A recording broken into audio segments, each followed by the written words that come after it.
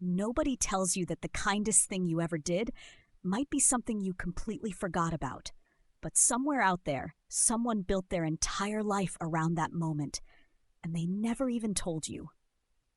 By the end of this story, you'll understand exactly why the good you put into the world never truly disappears. It just travels further than you can see.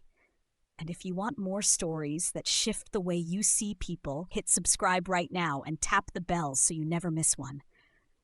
Margaret lived 3 houses down from the Delgado family for 11 years. She noticed things, the way their porch light flickered for months before anyone fixed it, the way the kids wore the same shoes through 2 winters, the way the mother, Rosa, always smiled at the mailbox, even when the envelopes looked like bills. Margaret wasn't cold. She just told herself it wasn't her place.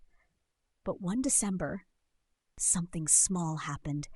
Rosa's youngest, a boy named Tomás, was selling handmade bookmarks outside the grocery store for a school fundraiser.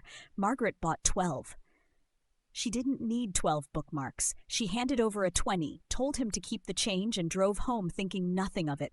She forgot about it before she even reached her driveway. Now here's where it gets interesting, because Tomás didn't forget. That $20 paid for the art supplies Tomás needed to finish a project his teacher had already extended twice. He finished it. His teacher entered it into a regional competition. He won.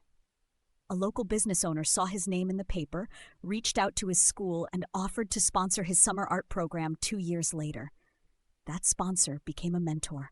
That mentor wrote a letter of recommendation that opened a scholarship door Tomás's family never thought existed. Tomás went to college. He studied design. He built a small creative agency by the time he was 26. And he never stopped thinking about the woman who bought 12 bookmarks without hesitating. If you've ever done something kind and wondered whether it mattered at all, this next part is written directly for you. Margaret turned 68 in a year that broke her. Her husband passed in March. A medical bill arrived in June that wiped out most of what she had saved. By September, she was quietly trying to figure out how to sell the house she'd lived in for 30 years. She told no one. She was too proud and too tired to ask. But Rosa knew. Rosa had watched Margaret's lights go off earlier every night. She noticed the garden that Margaret obsessively tended had gone quiet.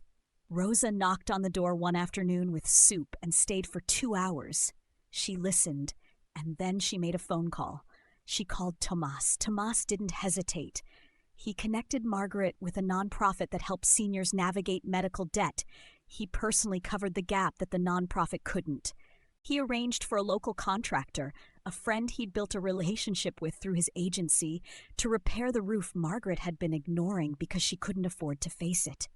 Margaret never knew the full chain. She thought it was just Rosa being kind. She thought it was just luck. But it wasn't luck. What was it then? It was a $20 bill and 12 bookmarks on a cold December afternoon. It was a woman who didn't think twice, who didn't calculate the return, who just saw a kid trying and decided to show up. Generosity doesn't ask for a receipt. It moves through people like water through stone, slowly, invisibly, and with more force than anyone expects. Margaret planted something without knowing she was planting.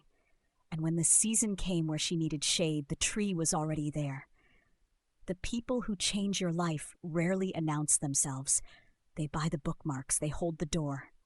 They say the one sentence that lands differently than they intended, and they drive home thinking nothing of it.